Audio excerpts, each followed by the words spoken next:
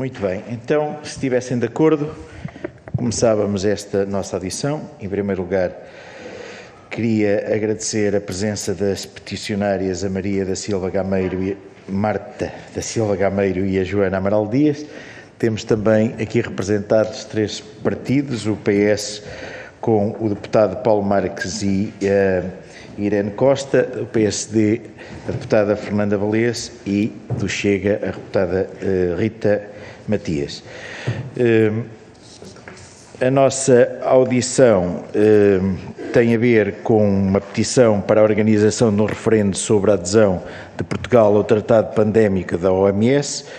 É uma petição que deu entrada aqui na Assembleia da República no dia 2 de novembro, com 7.450 assinaturas, mas entretanto já evoluiu e neste momento concluiu com 7.660, o que quer dizer que já tem que ser submetida a plenário e vai à votação depois do nosso trabalho concluído em plenário. A audição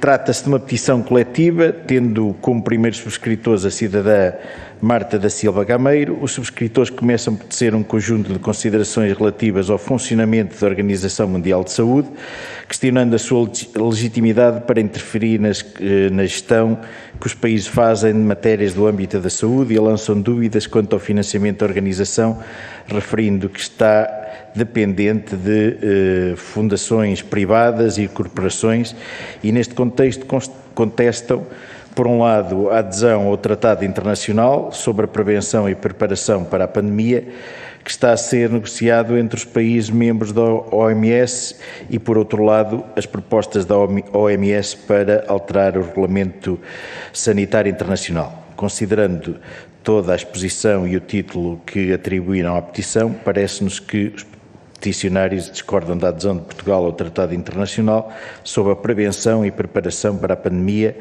e pretendem que a organização de um referendo em questão. Nós temos uma grelha para a nossa audição, que eu vos vou transmitir, não sei se conhecem. Primeiro vou dar a palavra aos peticionários, onde terão 10 minutos, depois cada um, num primeiro momento, dos grupos parlamentares tem 5 minutos e depois poderemos passar a uma segunda fase se houver necessidade. Penso que não vai ser necessário hoje. Façam, por favor. Então, excelentíssimos senhores deputados e senhoras deputadas, muito obrigado por nos receberem. Antes de mais, queria fazer uma declaração. Eu aqui me considero, não sou anti-vacinas, tenho todas as vacinas e os meus filhos do Plano Nacional de Vacinação. Não sou contra uma instituição como a OMS. A OMS, enquanto ramo da saúde da Organização das Nações Unidas, no meu entender, é necessário ao mundo. E também pretendo aqui declarar que não me identifico com os valores de extremas direitas ou extremas esquerdas. Eu sou uma pessoa democrática e gosto de ouvir os dois lados e apelar essencialmente ao bom senso. E é assim que me apresento.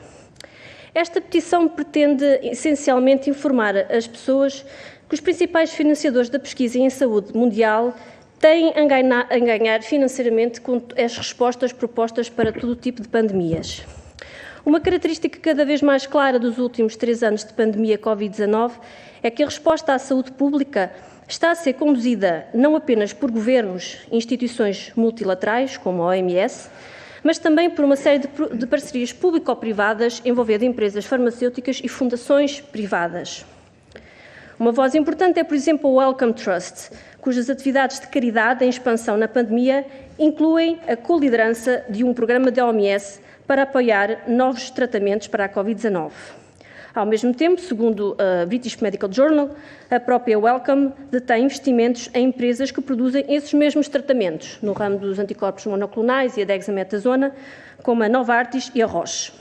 Salientar que isto é tudo público, nos seus sites e nos próprios registros regulatórios financeiros, mas não parecem ter tido muita importância os conflitos de interesses durante a pandemia de Covid-19. Outra fundação é a Gates Foundation. Uma investigação da Nation revelou que os Gates detinham mais de 250 milhões de dólares investidos em empresas que trabalham na Covid-19 e citou também grupos da sociedade civil, nomeadamente grupos de média e as academias universitárias, que expressam alarme com a influência desta instituição de caridade exerceu na resposta à pandemia. No entanto, instituições de caridade como a Gates e a Wellcome e até empresas farmacêuticas geralmente são elogiadas na comunicação social pelos seus esforços para resolver a crise de saúde pública, com relativa pouca atenção dada aos seus interesses financeiros e com pouco contrapeso colocado no seu trabalho. Este mês, por exemplo, toma posse como chefe científico da OMS o Dr. Jeremy Farrar. Jeremy Farrar, além de ser uma das mais altas patentes da Wellcome Trust, fez também parte do grupo de consultivo científico para emergências que aconselhou o Reino Unido na pandemia, além de ter um assento no Conselho da Coalition for Epidemic Preparedness Innovations, uma parceria público-privada que prometeu mais de $1 bilhão para o desenvolvimento de vacinas contra a Covid-19, além de aparecer várias vezes como especialista na televisão. Farrar esteve implicado na censura, se assim se pode chamar, de um paper na Nature, isto em 2020, que falava sobre a eventual origem laboratorial do vírus SARS-CoV-2. Jeremy Farrar é, finalmente, também o fundador da Wellcome Leap, neste momento chefiada pelo ex-diretor do Departamento de Defesa dos Estados Unidos, a DARPA, recentemente divulgado pelos FOIA, os documentos que foram divulgados a mando dos tribunais, esteve por trás de toda a operação de gestão da pandemia nos Estados Unidos da América e também investiu fortemente na tecnologia de mRNA, voltada inicialmente para o cancro, até que em 2019 Bill Gates se interessou pela tecnologia e se uniu à Pfizer, uma das farmacêuticas com maior historial de corrupção. E, senhores deputados e deputadas, o que quer dizer com tudo isto? Apesar de apoiar fortemente a OMS enquanto instituição que é necessária ao mundo, neste momento, a OMS está totalmente dependente destas empresas e fundações privadas e são eles que, no final, ditam o rumo dos acontecimentos. O Tratado Pandémico e as emendas propostas ao Regulamento Sanitário Internacional, conforme, não sei se receberam, mas enviei-vos um artigo para todos os grupos parlamentares, posso enviar novamente, são a tentativa de institucionalizar algo que vem sido implementado nos últimos 15 anos. Foi criado um modelo de negócio em torno de supostas vacinas para combater pandemias, que agora precisam de ser declaradas para alimentar um monstro e os países precisam de aceitar as recomendações. Na semana passada, o Comitê de Revisão das Emendas expressou no seu relatório final sérias preocupações sobre as ditas, alegando que a OMS estaria a extrapolar as suas funções enquanto entidade que só deveria fazer recomendações. No entanto, este relatório em si não faz propriamente nada e estão agendadas novas reuniões na próxima semana, inclusive. As emendas são um documento de 190 páginas propostas por vários países. Portugal foi representado pela República Checa enquanto presidente na altura do Conselho da Comissão Europeia. Não quero estar a dizer nada de errado. E ao longo de mais de 20 páginas fazem proposta atrás de proposta, maioritariamente em torno do certificado digital. Eu gostaria que fosse perguntada, por exemplo, à doutora Marta Temido, que era na altura a delegada representante de Portugal, porque sugeriu ou apoiou ou aceitou estas emendas e se não se preocupa que sejam atentado às nossas liberdades fundamentais. As restantes 150 páginas são propostas por outros países. Gostaria de saber se não era do interesse público, no mínimo, ser discutida pelos nossos representantes parlamentares, enquanto Portugal sendo uma democracia representativa. O Tratado Pandémico e as emendas que se pretendem aqui referendar visam tornar obrigatórias as recomendações da OMS, dando total liberdade ao diretor da OMS, que é uma escolha essencialmente política, de declarar pandemias ou emergências de saúde pública reais ou potenciais. A OMS poderá tomar decisões sem escrutínio público e sem transparência. Poderá obrigar os países a mudar as suas próprias leis, a transmitir informação nacional para outros países e a ficar com propriedade intelectual, obrigar a direcionar recursos financeiros nacionais para atividades que achem de maior importância. Tudo isto de um grupo de burocratas, não especialistas, sentados em secretárias em Genebra, sem experiência de campo, sem relação direta com os resultados e sem serem eleitos. Por fim, se tomarmos à atenção a resposta à pandemia, os relatórios independentes dão conta que os níveis de pobreza aumentaram e que os custos dos confinamentos foram superiores a eventuais benefícios. Esperou-se pelas ditas vacinas e negligenciaram-se ativamente outras terapêuticas medicamentosas e mais baratas. Através da Trust News Initiative, uma parceria da BBC, Microsoft, Meta, Google, Reuters, etc., houve uma campanha ativa contra todas as vozes discordantes da OMS e estabeleceu-se que haveria um consenso científico que, na prática, nunca existiu. O maior golpe de marketing que alguma vez existiu foi chamar a estas vacinas, terapias de base genética experimental. Foi um grande fracasso. As vacinas não aparentam demonstrar qualquer nenhum dos parâmetros das vacinas convencionais. Um recente estudo deu conta que 3% dos vacinados teriam lesões cardíacas, isto para uma doença com IFR de 0,2%. 3% para 0,2% de risco. Temos de excesso de mortalidade gritante em 30 países com correlação positiva com a campanha de vacinação. Não, senhores deputados e senhoras deputadas, as vacinas não são seguras e muito menos não são eficazes. Foram uma experiência em grande escala feita por burocratas que se garantiram que ficariam isentos de responsabilidade. Gostaria agora de dar a voz à doutora. Boa tarde, muito obrigada. Eu não tenho muito a acrescentar àquilo que a doutora Marta Gameiro teve aqui a oportunidade de aduzir. Queria só sublinhar aquilo que penso que será evidente para as senhoras e os senhores deputados, é que este conjunto de factos sobre este tratado que se pretende transpor para Portugal, sem mais, sem debate, sem auscultação da população, sem qualquer contraditório. Isto que a doutora Marta Gameiro esteve aqui a aduzir, dizia eu, são factos. Isto não é uma questão, não é uma matéria de opinião. A doutora Marta Gameiro, de resto, é médica, mas nem é nessa qualidade que está aqui hoje, é como peticionária e alertando justamente para estes dados concretos. Quando falamos destas parcerias público-privadas a que está sujeita ao OMS, quando falamos destas portas giratórias imediatas de interesses privados de altas corporações monopolistas para altos cargos e dirigentes da OMS, quando falamos da letra deste tratado que pretende transpor para os planos nacionais, nomeadamente para a República Portuguesa, a possibilidade de declaração de estados de emergência de uma forma absolutamente unilateral e, nesse aspecto, assim sendo, arbitrária, porque se está subordinada a outros interesses financeiros e não apenas à questão da saúde pública, temos que chamar de forma arbitrária, pois, com certeza, são dados e elementos muito preocupantes, na nossa perspectiva, altamente lesivos dos direitos, liberdades e garantias dos cidadãos, não só no aspecto da saúde, mas quando vimos, a propósito da gestão da Covid, e esse precedente e os alçapões e as exceções que foram criadas devem-nos fazer olhar para esta situação ainda com mais cautela. Não falamos só de saúde, como a doutora Marta Gameiro teve aqui a oportunidade de sublinhar. A partir do momento em que são declarados estados de calamidade e emergência, estamos não só a alterar as questões das práticas de gestão da saúde, mas também económicas, sociais, educativas e políticas. E, portanto, parece-nos que isto é uma matéria altamente delicada, altamente sensível e que nós peticionários, mas estamos em querer muitos outros cidadãos portugueses, não podemos aceitar de ânimo leve e pedimos a máxima atenção e zelo a vós que têm várias funções nesta casa de uma democracia, mas cuja principal é certamente serem representantes do povo português. Obrigada. Muito obrigado. Eu ia passar a palavra ao Grupo Parlamentar do Partido Socialista. Quem é que vai usar a palavra? Senhor Deputado.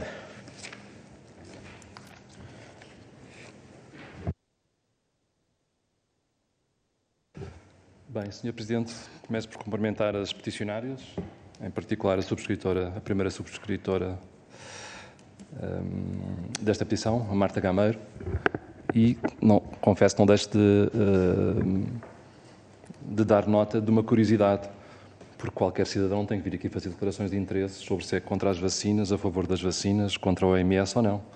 Enfim, é uma cidadã portuguesa, exerceu uma ferramenta absolutamente indispensável no exercício da luta democrática e do projeto democrático, é apresentar uma petição. Eu também já fiz isso antes de ser deputado e, portanto, não tem de se justificar, nem tem de nos prestar esclarecimentos sobre o que pensa sobre a OMS, se é contra as vacinas, se não é, como é lógico.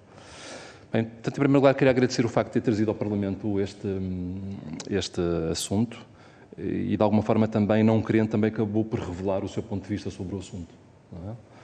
Portanto, como é lógico, não está a trazer uma visão absolutamente desinteressada do assunto, tem opinião sobre o mesmo, explicitou no enunciado da petição que entregou e agora até aduziu aqui uns dados novos e deu outros exemplos que não estão vertidos no texto original da petição. É sabido que Portugal participa há anos na Organização Mundial de Saúde e com ela tem colaborado, como é lógico. O recente episódio da Covid-19, do nosso ponto de vista, de alguma forma vem retratar a necessidade de haver este tipo de cooperação internacional absolutamente necessária e aí temos, se calhar, uma divergência profunda.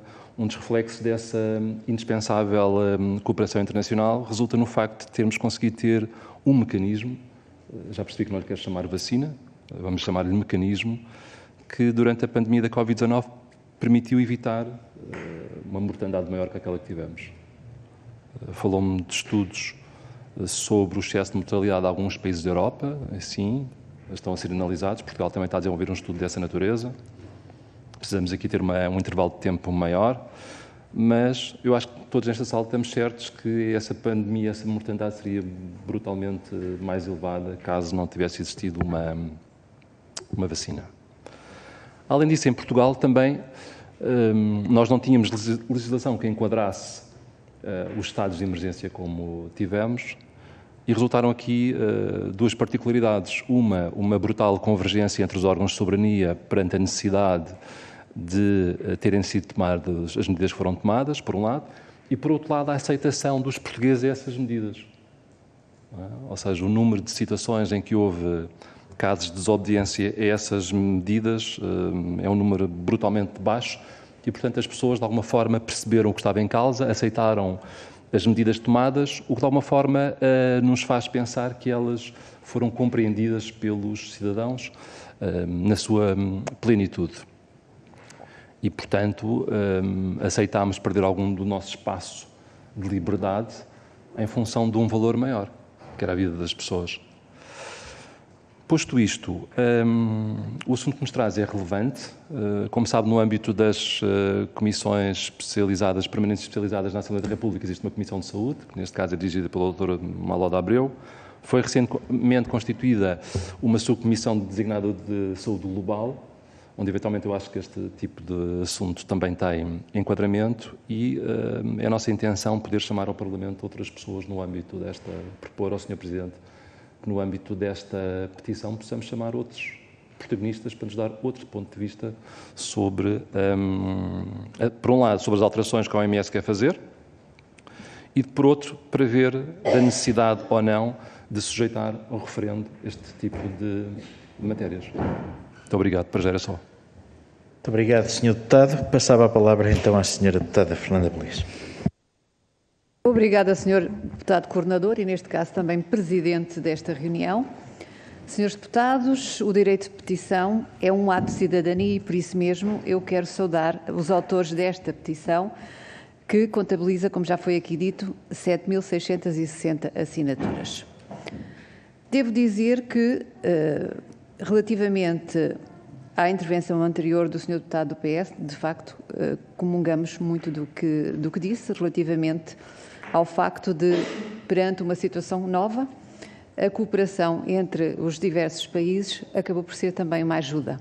E, portanto, entendemos que já foi pelo Sr. Primeiro-Ministro dito que Portugal está disposto a participar na negociação de um tratado internacional sobre pandemias no âmbito da OMS. O Conselho da União Europeia também já se pronunciou sobre esse assunto e eu gostaria, em primeiro lugar, de vos perguntar se, aliás, e começo por dizer que achei o texto da petição não muito claro.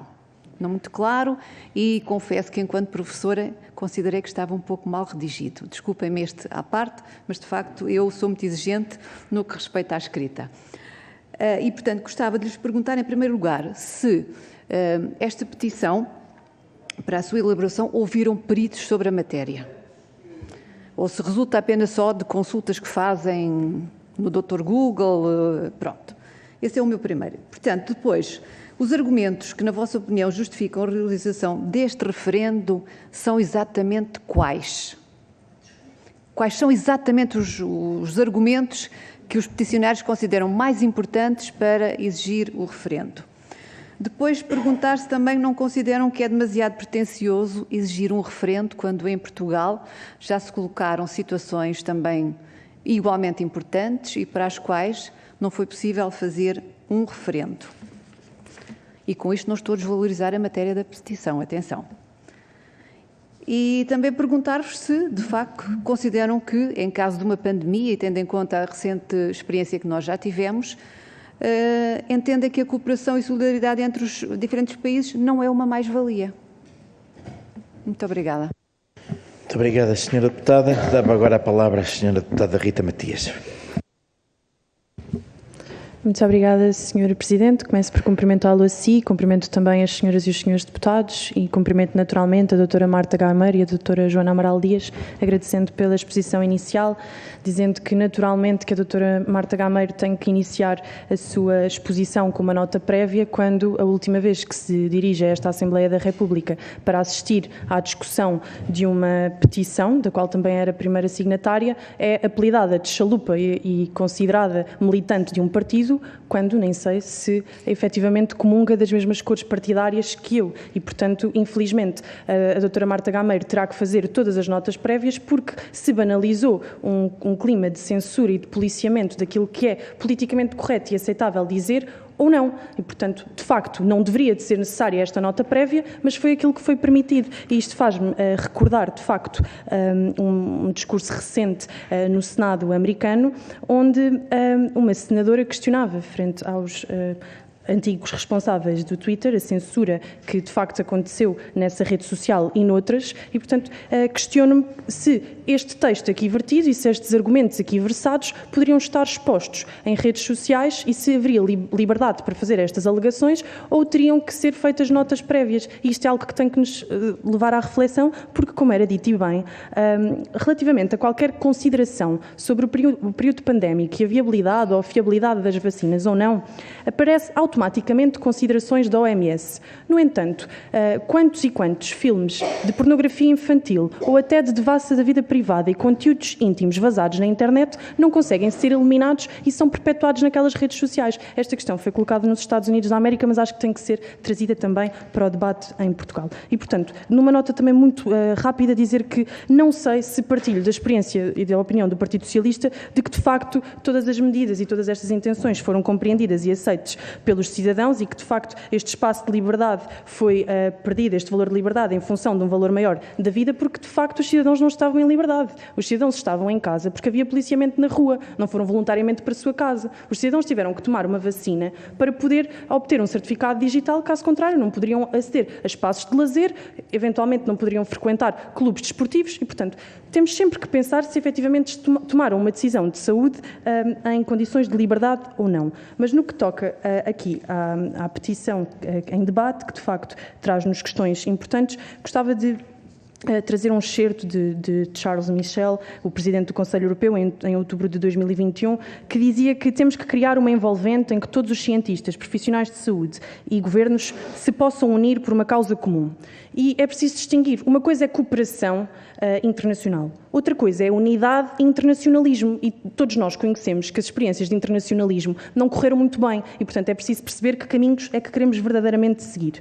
Depois, esta petição destaca e bem o papel que a OMS tem, que é sem dúvida um papel fundamental, mas sublinham com toda a pertinência de que se isto inicialmente era financiado pelos Estados-membros, atualmente tornou-se financiado por fundações privadas, corporações que estão envolvidas e que investem na indústria farmacêutica e, portanto, é possível questionar, e num Estado democrático tem que ser possível questionar, se, de facto, ainda há isenção nas deliberações que são tomadas. E isto leva-me a um segundo ponto.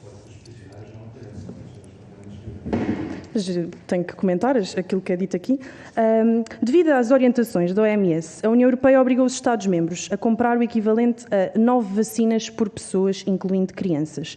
E, portanto, não podemos esquecer que estas opções tomadas pela União Europeia foram recomendações da OMS. E agora gostava de vos dizer que um dos objetivos deste tratado, diz na página do Conselho Europeu, é restabelecer a confiança no sistema de saúde internacional.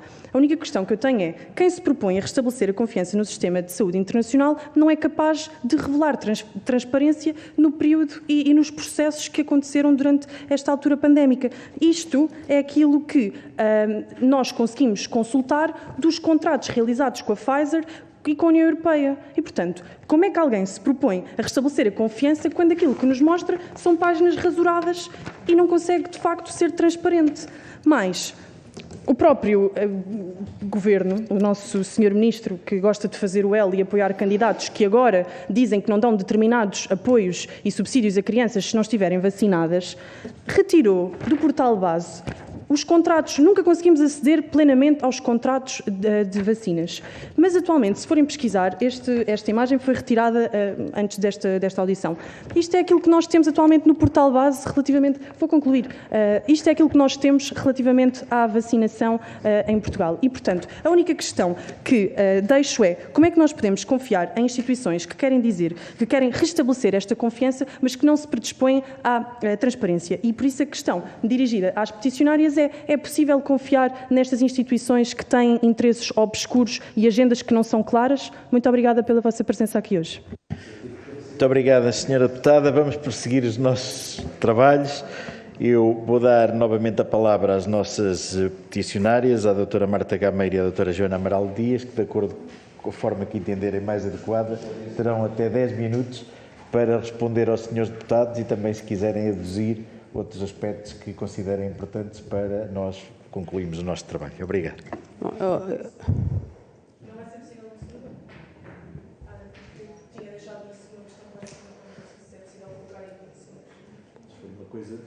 Muito rápida, posso abrir essa exceção porque... Sim, era meu... Desculpe, eu guardei uma questão grupos para... parlamentares e ainda dispomos de tempo, peço desculpa.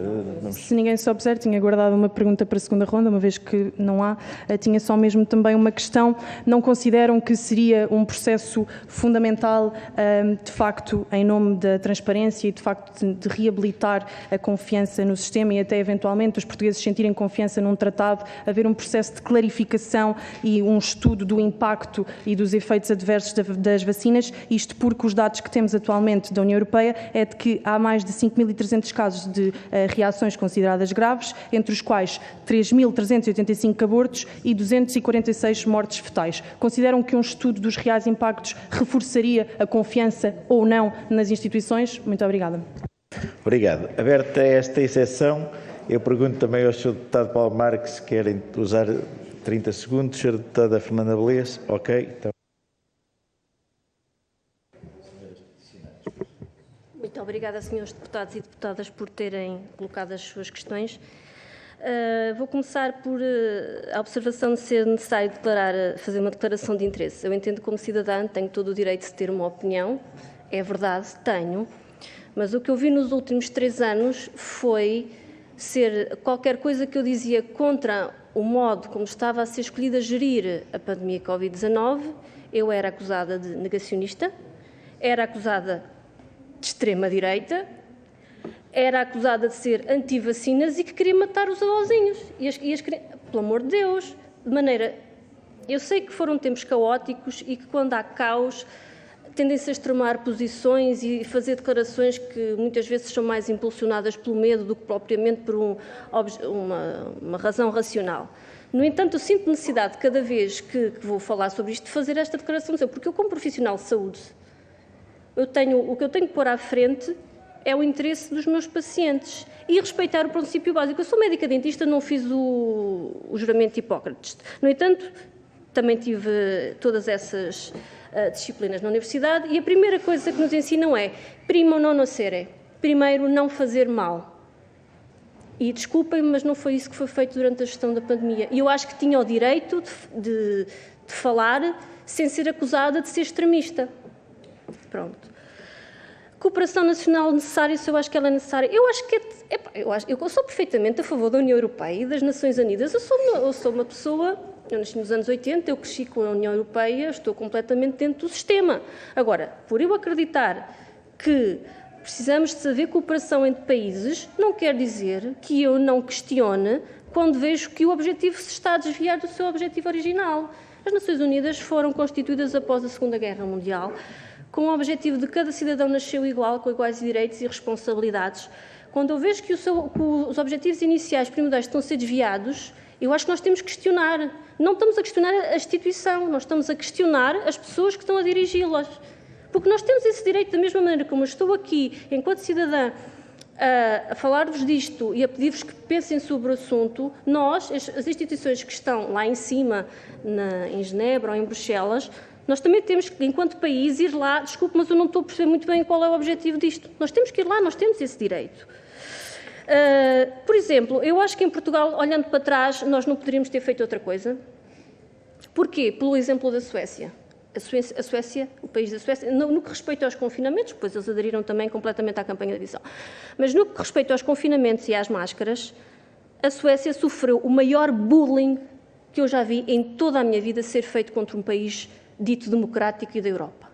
E eu acho que Portugal não tinha capacidade sequer para suportar uma coisa dessas. Não teríamos. De maneira que tivemos que ir com a corrente. Quero só deixar, e acho perfeitamente que a cooperação nacional é necessária, só às vezes assim conseguimos atingir objetivos, mas também temos que ter claros quais são os objetivos que nós estamos a querer atingir. Quanto à vacina, a tecnologia de mRNA e os vetores adenovirais, eu sei como é que eles funcionam. Não funcionam como as vacinas convencionais.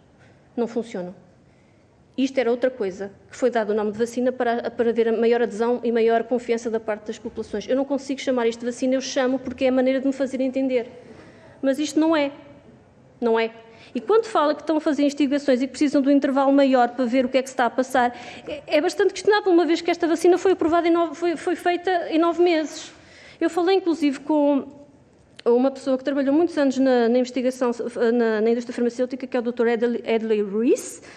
Peço desculpa, o meu inglês não é o meu forte, mas o Dr. Edley Ruiz é da indústria farmacêutica, é irlandês, e eu falei com ele durante cerca de 1 hora, e já falei depois disso também, e ele disse: eu vi coisas inacreditáveis, estas vacinas precisam de ser dadas a temperaturas negativas e foram dadas em bares, foram dadas em carrinhas. Como é que os países africanos nem sequer têm condições para refrigerar isso? Eu vi as maiores enormidades serem feitas, para além do facto de terem sido aprovadas em 9 meses. Coisas que demoram 15 anos foram demoradas em 9 meses. Quando me diz que é preciso um intervalo maior para saber os efeitos, eu começo-me a rir. Portanto, precisamos de um intervalo maior para ver os efeitos para uma coisa que foi aprovada em tempo recorde. Pronto. Ok. Quando fala que a desobediência foi baixa às medidas, nomeadamente em Portugal. Portugal, nós somos um povo que é um povo muito bondoso, que confia nas instituições, tudo bem, mas também não gosta de levantar ondas. Não gosta de levantar ondas. Viu-se com o 25 de Abril, lá tiveram que os militares se chatear e deu-se o 25 de Abril. Mas o que é facto é que nós somos um povo que, além de ter uma grande iliteracia científica, acredita muito na informação que é passada na televisão. Diz o senhor, mas os estudos que indicam que Portugal é o país da União Europeia com maior confiança na comunicação social, para além da sua iliteracia científica. Portanto, eu acho que, não sei se houve uma desobediência baixa às medidas em Portugal, se a desobediência que foi sentida foi calada. Eu conheço muitos casos de desobediência civil, muitos mesmo, e pessoas que ficaram sem os filhos, pessoas que ficaram... Ok, vamos continuar. O texto em relação da declaração da pandemia, eu peço desculpa se não estava bem redigido, estava lá escrito no final que aquilo foi uma tradução de um texto do Dr. David Bell. Quando foi redigido foi em maio de 2021. Na altura, admito, havia uma grande confusão entre o que era o Tratado Pandémico e o que eram as emendas à Relação Sanitária Internacional. Eu, na minha tentativa de tentar puxar uma coisa daqui da informação que havia, acabei por traduzir o texto do Dr. David Bell, que me pareceu o mais estruturado e que explicava em síntese melhor o que se estava a passar. Peço desculpa se a tradução não ficou bem feita, eu tenho as minhas limitações, mas pronto, tentei fazer o melhor que podia, mas acho que se consegue perceber, pronto, apesar de não estar bem redigido. Se houve peritos na matéria, eu não sei se ouviram falar, em outubro de 2022, eu organizei em Fátima o Congresso Internacional sobre Gestão de Pandemias /Saúde, que foi corajosamente e implacavelmente ignorado pela comunicação social. Nesse congresso eu tive cerca de 20 personalidades estrangeiras, não chegou a 20, eram menos, e vários médicos portugueses também, onde falou-se um pouco de tudo, inclusive da OMS. No que respeita à OMS, tive o Dr. David Bell. O Dr. David Bell esteve cá em Portugal. Ele é ex-funcionário da OMS. Ele trabalhou inclusive com o Bill Gates, trabalhou com o Jeremy Farrar. Ele esteve à frente do programa da malária. Ele conhece os meandros porque esteve lá dentro, ele esteve em Bruxelas e ele fez uma explicação que, se vos quiserem, posso enviar, sobre como funcionou a OMS. Isto resulta também de várias conversas que tive com ele, em que ele me explicou, ainda sexta-feira tive uma reunião com ele, porque eu queria perceber melhor como é que podia-vos transmitir as implicações. Quando eu estiver a abusar do tempo, por favor, Sr. Deputado, avise-me para eu ver se consigo ser mais sintética. Eu tive uma reunião com ele na próxima sexta-feira. O que eu estou aqui a dizer não é porque vi no Google, o que eu estou a dizer é porque falei, eu tenho como princípio, antes de aceitar a opinião de alguém, e ver o seu currículo. É se calhar snob da minha parte, mas eu vou ver o currículo, porque eu não me posso dar ao luxo, sendo uma opinião que não é apoiada pela maioria, vir citar pessoas que não têm experiência de campo. Por isso eu dou-me ao trabalho de mandar e-mails a pessoas que eu não conheço de lado nenhum e tentar falar com elas para que elas me expliquem. Então, nesse congresso, que foi em outubro de 2021, tive o Dr. David Bell, que é perito, já esteve lá dentro, tive o Dr. Christian Perron, que ele é francês e é imunologista, também já esteve dentro da OMS, ganhou recentemente um processo contra a sua própria ordem profissional, que também lhe quis tirar a cédula. Tive a doutora Alexandre Henrion-Côte, também é francesa, ela é geneticista, teve-me a dar a sua visão sobre como é que funcionavam as vacinas e porque as suas preocupações relativamente a isto. Tive o Dr. Gert van den Boschen. O Dr. Gert van den Boschen trabalhou para a Fundação Bill e Melinda Gates, ele é virologista, ele também fez amplo trabalho para as vacinas para a influenza e é perito nesta área. E tive a doutora Jessica Rose. A doutora Jessica Rose é canadiana, mas vive em Israel, e ela também tem lançado muitos estudos, porque ela tem acompanhado as entradas no VAERS, que é o site sobre as reações adversas dos Estados Unidos, então ela tem dado muito em cima disto. Ela é investigadora, mas agora neste momento está completamente dedicada a isto e tem feito artigos sobre o assunto.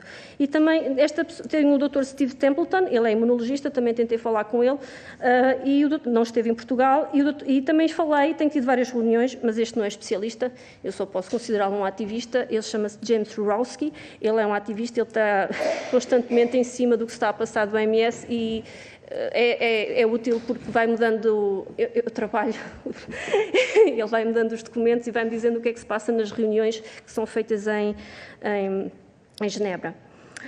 Argumentos para exigir o referendo, isso eu considero demasiado pretencioso. Sim, é pretencioso, efetivamente, uma vez que só tivemos 2 referendos que foram feitos em Portugal. Eu sei que é pretencioso, mas eu acho que as pessoas...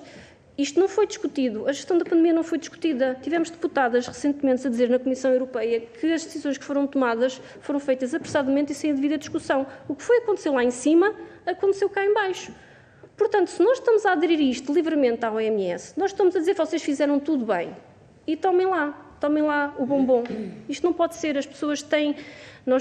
O contraditório tem que se sentar, explicar as suas posições de uma maneira calma e sensata, sem enverdar por extremismos, e as pessoas não são parvas, o comum cidadão não é parvo, nós só temos que falar a língua que eles falam, explicar-lhes, que eles percebem e conseguem fazer decisões conscientes. Nós não precisamos tratar as pessoas como crianças, como se viu durante a pandemia. Doutora Marta, já que me pediu para eu informar, e com a mesma tolerância que dei aos senhores deputados, 1 minuto para concluir, por favor. 1 minuto, pode ser. Se os senhores deputados estiverem de acordo também. Muito rápido. Posso? Sim, desculpe. Eu peço desculpa. Se a comparação entre os países é necessária, é como eu digo, eu sou uma filha da União Europeia, eu cresci com a União Europeia, eu acredito plenamente que isto faz sentido e que deve ser assim, mas nós temos que ver quem é que gere e quais são os interesses que estão por trás, porque tudo isto no final é uma questão de dinheiro. Quando não há dinheiro e vem alguém que dá, isto são instituições que já estão lá há pelo menos 50 anos. Inevitavelmente, as coisas, quando estão estabelecidas há muitos anos, acabam por se acomodar, começam a haver vícios. Nós temos que tirar os vícios, nós temos que alertar, isto está aí pela direção, temos que redirecionar. Só para dizer que, por exemplo, numa das últimas reuniões sobre o tratado pandémico, houve um deputado, um membro que era do Reino Unido, que fez uma questão sobre as emendas e perguntou: desculpe, mas eu não sei de que país é que vem esta emenda. Esta emenda está aqui, eu não sei que país é que estava lá. O próprio deputado do Reino Unido disse que não sabia de onde é que aquilo vinha. Nós podemos confiar, mas se os próprios deputados não sabem muito bem o que é que se passa lá dentro, pronto. Eu acho que é possível confiar nas instituições desde que elas deem mostras que são confiáveis. E sim, eu acho que se fizesse um estudo sobre os efeitos das vacinas, mas não só das vacinas, dos confinamentos, um estudo a sério sobre os confinamentos, o impacto dos confinamentos, porque nós vamos ter impactos disto a longo prazo. Se tivéssemos um estudo sobre isso sério, sem isento de dedos a apontar, eu acho que se aumentava em grande medida o respeito e a confiança nas instituições. Vamos dar então a palavra à doutora Joana Amaral Dias. Muito obrigada, serei muito breve. Bem, eu penso que não compete, nem não deveria ter pelo menos cabimento numa audiência deste tipo, adjetivar as pessoas de pretenciosas ou diminuí-las, desqualificá-las, ainda para mais uma médica, dizendo que faz pesquisas do Dr. Google. Eu acho que alguma contenção da parte dos deputados é exigível e sinceramente teria outra elegância e com certeza outro mérito também. Também queria relembrar o Sr. Deputado que as medidas que o Sr. Deputado sublinhou que tiveram forte adesão por parte dos portugueses foram declaradas mais de 30 vezes como inconstitucionais por parte do Tribunal Constitucional. Quanto à bondade e aos efeitos e consequências dessas medidas, como o senhor próprio deputado acabou por dizer e por confirmar, ainda precisamos de um hiato e de uma janela temporal, que aliás era o que a Marta Gameiro estava agora também a enfatizar, para termos certezas sobre elas. Portanto, as medidas, independentemente de terem tido uma forte adesão ou não, elas foram ilegais, inconstitucionais. Os casos que houve desobediência não foram desobediência, foram pessoas que tiveram a exercer os seus direitos, liberdades e garantias tal e qual estão plasmados na lei fundamental. E, portanto, isso é que importa aqui sublinhar e voltar a recordar que o motivo que nos traz aqui hoje, a esta petição, é a vontade da Organização Mundial de Saúde de impor aos vários membros, nomeadamente a Portugal e pelos vistos a receptividade portuguesa, de medidas sobre saúde pública e declarações de estado de emergência que afetarão, tal e qual mostrou a gestão da Covid, afetarão profundamente, estruturalmente, a vida dos cidadãos, dos eleitores e das populações portuguesas. É esse o motivo que nos traz aqui hoje e é isso que estamos aqui a discutir.